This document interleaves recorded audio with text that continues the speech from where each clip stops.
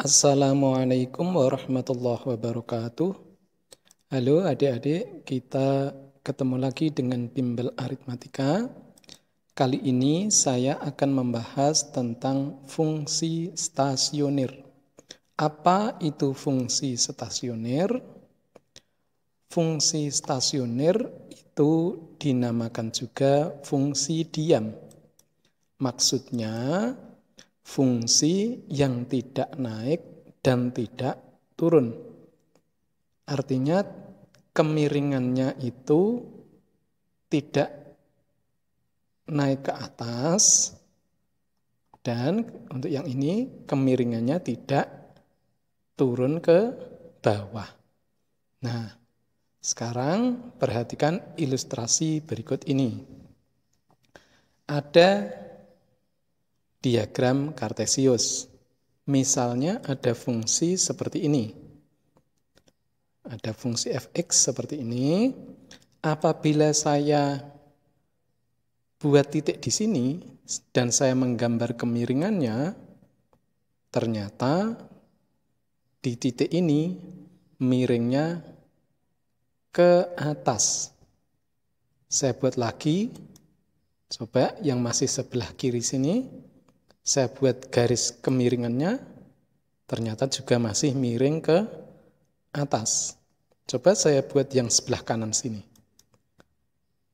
Saya buat garis kemiringannya, ternyata miring ke bawah.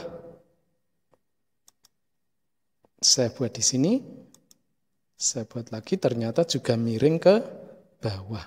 Jadi, fungsi itu akan diam, itu berada di titik mana? Saya coba buat di titik yang paling atas. Di sini saya buat kemiringannya.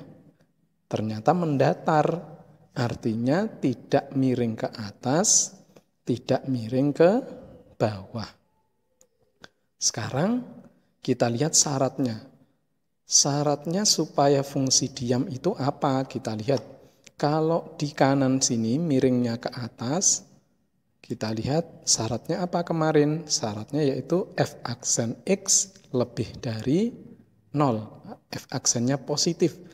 Itu akan miring ke atas.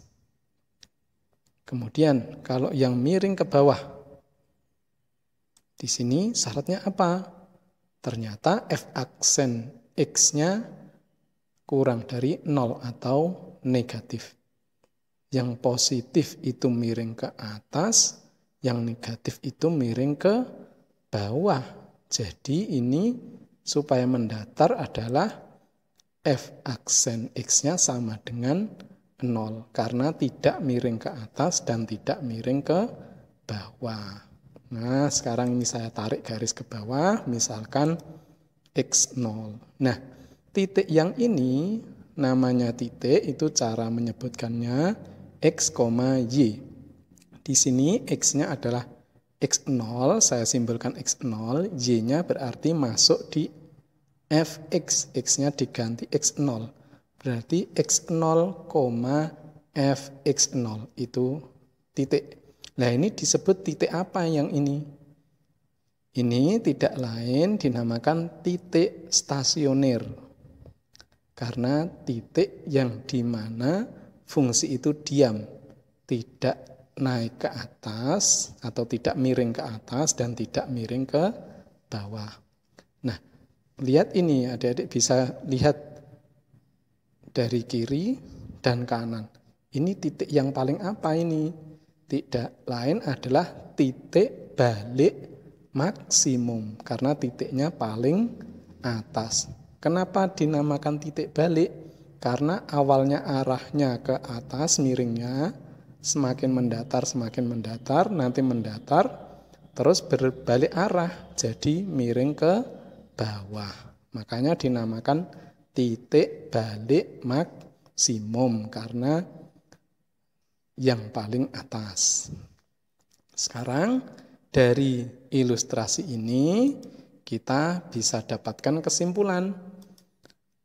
apabila diminta mencari titik balik, maka syaratnya kita harus cari f aksen x sama dengan 0. Nah, kita kalau diminta mencari titik balik dari fx, nanti kita cari f aksen x-nya sama dengan 0. Nanti dicari x0-nya itu berapa. Kemudian, apabila kita ingin mencari titik balik maksimum itu, atau titik balik ini disebut titik balik maksimum apabila f aksen A itu positif dan f aksen B itu negatif untuk A kurang dari X0 kurang dari B.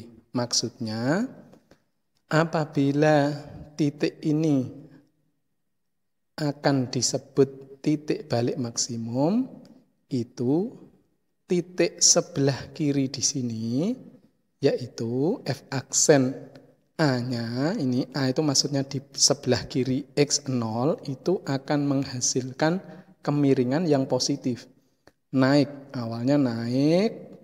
Untuk yang di kanannya X0, di sini disimbolkan B, titik B di sebelah kanannya X0 sini, itu menghasilkan f aksen B-nya negatif. Jadi awalnya naik, kemudian turun, maka disebut titik balik maksimum. Kemudian kesimpulan ketiga yaitu ini yang f-nya atau fx0-nya itu dinamakan nilai balik maksimum. Nah, kalau nilai itu berarti yang dibaca hanya f-nya, fx0. Apabila titik maka dibaca 2 seperti ini, x0, fx0. Nah, ini kesimpulan dari gambar yang pertama. Sekarang gambarnya mungkin saja terbalik. Ini ada Kartesius, gambarnya fungsi bisa jadi seperti ini. Nah, seperti gambar pertama tadi, kita akan telusuri. Apabila saya gambar sebelah titik sebelah kiri di sini ya, di bagian kiri, saya gambar garis kemiringannya, ternyata miring ke bawah. Coba saya lihat di sini, saya buat titik di sini, saya gambar kemiringannya, ternyata miring ke atas. Ingat, gambar kemiringan selalu dari kiri ke kanan. Nah, ternyata ini miring ke atas. Nah, sekarang supaya mendatar tuh di mana? Coba saya gambar di ujung. Ternyata mendatar. Nah, sekarang syaratnya ini apa ini? Seperti yang gambar awal tadi, untuk yang di sebelah kiri, apabila fungsinya seperti ini, miring ke bawah, berarti f aksen x-nya negatif syaratnya. Untuk yang di kanan sini, f aksen x-nya positif. Yang negatif sudah ada, yang positif juga sudah ada. Berarti yang belum, f aksen x-nya sama dengan 0. Maka akan ketemu mendatar. Nah, ini saya kasih tarik ke bawah, ini misalnya x0. Nah, titik yang di sini akan disebut apa? Nah, namanya menyebut titik adalah x0, fx0. X0 ini dimasukkan ke fx. Berarti ketemu fx0. Nah, ini titik apa? Apabila titiknya seperti ini. Ini disebut titik stasioner, yaitu titik yang menyebabkan fungsi itu diam. Diam artinya tidak naik ke atas, tidak turun ke bawah. Itu ya. Kemudian selain titik stasioner, lihat titik-titik ini. Ternyata titik ini ada di paling bawah, berarti titik balik minimum. Kenapa titik balik minimum? Karena di sebelah kiri X0 ini arahnya turun, miringnya turun. Kemudian setelah sampai di sini mendatar, kemudian berbalik arah menjadi arahnya naik. Jadi dinamakan titik balik minimum. Oke, sekarang kita dapat simpulkan untuk mencari titik balik, syaratnya seperti yang pertama tadi, yaitu carilah f aksen x sama dengan 0. Nanti ketemu x-nya, yaitu kita namakan x0. Kemudian titik ini akan disebut titik balik minimum apabila f aksen A kurang dari 0 sebelah kiri dan yang sebelah kanan f aksen B itu lebih dari 0. Artinya sebelah kiri x0 turun atau f aksen A negatif, kemudian sebelah kanannya naik atau f aksen B-nya positif. Jadi ini menjadi yang terbawah atau titik balik minimum. Kemudian kesimpulan yang ketiga, nilai balik minimumnya yang mana? Nilai balik minimumnya yang fx0. Ini namanya nilai balik minimum. Oke, sekarang kita terapkan di contoh. Tentukan nilai stasioner dan jenisnya dari fungsi fx sama dengan sin 2x untuk 0 kurang dari atau sama dengan x kurang dari atau sama dengan 2pi. Nah, sekarang kita jawab. Tadi untuk mencari nilai stasioner atau titik stasioner, syaratnya adalah f aksen x sama dengan 0. Kita cari dulu. Untuk mencari titik stasioner atau titik balik juga boleh. Itu syaratnya adalah f aksen x sama dengan 0. Kita cari f aksennya. F aksen dari sin 2x adalah turunan dari sin cos. Karena ini ada 2x, turunan dari 2x adalah 2. Berarti menjadi 2 kali cos 2x sama dengan 0. Ini saya urutkan ke kanan saja. F aksen x-nya yang ini sama dengan 0. Kemudian saya bagi dengan 2. Saya bagi 2 berarti menjadi cos 2x sama dengan 0. Nah, cos berapa yang hasilnya 0? Kita rubah ini 0-nya ini.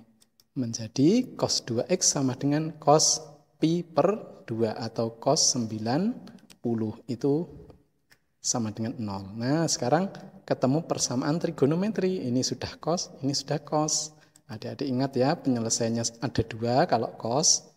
Untuk yang pertama seperti ini, karena ini 2x, berarti 2x sama dengan pi per 2 tambah k kali 2pi. Atau bisa seperti ini. Yang kedua, 2x sama dengan minus pi per 2 tambah k kali 2pi. K-nya bilangan bulat, nanti tinggal diganti. Nah, kemudian kita selesaikan satu-satu ini, kita cari. Kita cari x-nya ketemu berapa saja. Karena ini masih 2x, saya bagi 2 dulu. Berarti x sama dengan ini dibagi 2, berarti pi per 4 tambah yang ini 2-nya sudah dicoret, berarti tinggal pi. Berarti pi per 4 tambah k kali pi. Nah, sekarang sudah ketemu x-nya, kita cari, kita ganti aja k-nya. Apabila k-nya 0, berarti x-nya ketemu pi per 4k.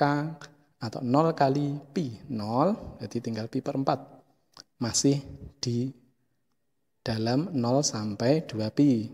Kemudian lagi, kalau k-nya 1. K-nya 1 berarti 1 kali pi, berarti pi. Pi tambah pi per 4. Berarti 1 per 4. 1 per 4 itu, yaitu 5 per 4 pi, atau 5pi per 4. Kemudian kalau misalnya k-nya 2.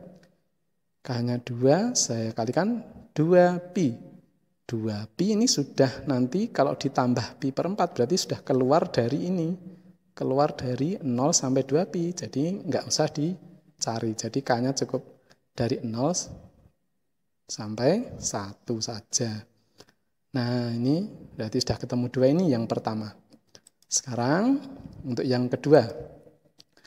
Yang kedua, kita punya 2x sama dengan minus pi per 2 tambah k kali 2pi. Saya bagi 2 dulu, berarti x sama dengan negatif pi per 4 tambah K kali pi. Sudah ketemu X-nya, kita rubah K-nya. Apabila K-nya 1, sebelum 1, coba kenapa enggak dari 0? Misalnya K-nya saya coba dari 0, berarti 0 kali pi 0. 0 ditambah minus pi per 4, hasilnya negatif. Negatif keluar dari 0 sampai 2 pi. Karena keluar, tidak saya cari saja, saya langsung K sama dengan 1. Apabila K sama dengan 1, pi-nya ketemu berapa? Berarti 1 kali pi berarti pi. Pi dikurangi pi per 4 atau 1 dikurangi seperempat, itu kan 3 per 4, berarti X sama dengan 3 pi per 4. Kemudian kalau K-nya 2, kalau K-nya 2 berarti 2 kali pi, berarti 2 pi dikurangi, nah jadi di bawah, masih di bawah 2 pi, jadi masih boleh 2 pi dikurangi pi per 4 atau 2 dikurangi 1 per 4, yaitu 2 itu bisa dibuat 8 per 8, berarti dikurangi, 2 itu bisa dibuat 8 per 4, karena disamakan penyebutnya 4, berarti 8 kurang 1, berarti 7. Berarti X sama dengan 7 pi per 4. Nah, sudah ketemu 4 titik. Seperti ini ya, sudah ketemu X-nya. Sekarang kalau sudah ketemu X-nya, kita gambar di garis bilangan. Kita letakkan yang paling kiri untuk 0, yang ini. Kemudian kita letakkan yang paling kanan, itu untuk 2 pi. Sekarang ini di antara 0 sampai 2 pi. Meletakkannya dari yang kecil ya. Berarti dari pi per 4, di sini kemudian setelah pi per 4, kita maju lagi yang 3 pi per 4, kemudian 5 pi per 4, kemudian 7 pi per 4. Sudah. Setelah ditaruh di garis bilangan, kita cek tanda masing-masing daerah. Nah, kita cek tanda masing-masing daerah, tapi saya ngecek salah satu saja. Kita cek salah satu. Sebetulnya lebih aman ngecek beberapa tanda untuk memastikan. Tetapi biasanya itu akan berselang-seling. Lebih amannya dicek beberapa daerah. Nah, kita cek. Saya pilih X sama dengan pi per 2. Pi per 2 itu ada di daerah sini. Di daerah antara pi per 4 sampai 3 pi per 4. Ada di sini ya. Dimasukkan di mana? Dimasukkan di F aksen X-nya. F aksen X-nya tadi yang ini, 2 kali cos 2X. Saya masukkan di sini. Nanti nilainya apa? Gitu. Saya masukkan berarti 2 kali cos 2 kali pi per 2. Ini X-nya diganti pi per 2. 2-nya dicoret, berarti cos pi. Cos pi itu cos 180. Cos 180 itu di kuadran 2, berarti cosnya bernilai negatif. Berarti 2 kali cos 180 itu negatif 1. Berarti 2 kali negatif 1 sama dengan negatif 2. Negatif 2 bilangan apa? Bilangan negatif. Nah, kalau nanti adik-adik coba di daerah yang satunya, itu nanti akan ketemu berselang-seling. Kalau lompat ke kiri, ini berarti menjadi positif. Lompat ke kanan, itu menjadi positif. Ini ya, dari negatif lompat ke kiri jadi positif. Dari negatif lompat ke kanan jadi positif. Ini lompat ke kanan jadi negatif. Ini lompat dari min, lompat daerah lagi jadi positif. Nah, yang kita cari dari 0 sampai 2 pi sudah. Ini tandanya sudah ketemu. Sekarang karena ini bicara fungsi naik dan fungsi turun dan ada yang fungsi diam, makanya saya akan buat sebuah garis. Di sini positif, artinya naik ke atas. Miringnya miring ke atas. Setelah miring ke atas, ini ketemu tadi apa? F aksen X sama dengan 0, artinya ini titik yang menyebabkan diam atau X0-nya, X0 yang menyebabkan nanti titik stasioner. Berarti di sini mendatar, kemudian ini min. Berarti miring ke bawah. Yang ini setelah miring ke bawah ke sini berarti mendatar, terus ini positif miring ke atas. Kemudian sampai di sini mendatar lagi, ini miring ke bawah, terus di sini mendatar lagi, ini miring ke atas. Nah, dari gambar ini adik-adik bisa mulai simpulkan ini. Saya akan menyimpulkan 2 saja, nanti adik-adik sudah bisa menebak titik yang lain. Saya akan menyimpulkan dari F pi per 4. Saya akan simpulkan ini menghasilkan titik apa gitu ya. Memasukkannya yaitu di F-nya, jangan di F aksennya. Untuk mencari nilai atau titik itu dimasukkannya ke F, bukan F aksen. Nah, karena titik itu X0, Fx0. Berarti X0-nya di sini pi per 4. Saya masukkan di Fx sama dengan sin 2x. X-nya saya ganti pi per 4. Berarti F pi per 4 sama dengan sin 2 kali pi per 4. 2-nya saya coret sama 4, berarti masih di bawah 2. Berarti pi per 2. Tinggal pi per 2 yaitu sin 90. Sin 90 itu sama dengan 1. 1 dia di sini. Nah, ini naik kemudian turun. Berarti nilai apa itu? Nilai balik maksimum. Karena sebelah kiri naik kemudian turun. Nah, berarti yang paling atas kan. Kemudian lagi saya coba yang 3pi per 4. F 3pi per 4. Masukkan sini lagi. X-nya diganti 3pi per 4. Sin 2 kali 3pi per 4. Saya coret 2 sama 4. Masih ada 2 di bawah. Berarti 270. Sin 270 itu sama juga sin 90, tapi di kuadran 3 atau ya perbatasan gitu ya, kuadran 3 atau kuadran 4. Jadi bernilai negatif. Negatif berapa? Negatif 1. Nah, lihat. Kita lihat gambarnya. Turun, kemudian naik. Berarti nilai balik minimum. Nah, adik-adik bisa menyimpulkan 2 titik yang selanjutnya. Nah, saya sudah membahas tentang fungsi stasioner dan memberikan contohnya. Adik-adik silahkan berlatih. Saya yakin adik-adik juga bisa. Terima kasih atas perhatiannya. Wassalamualaikum warahmatullahi wabarakatuh.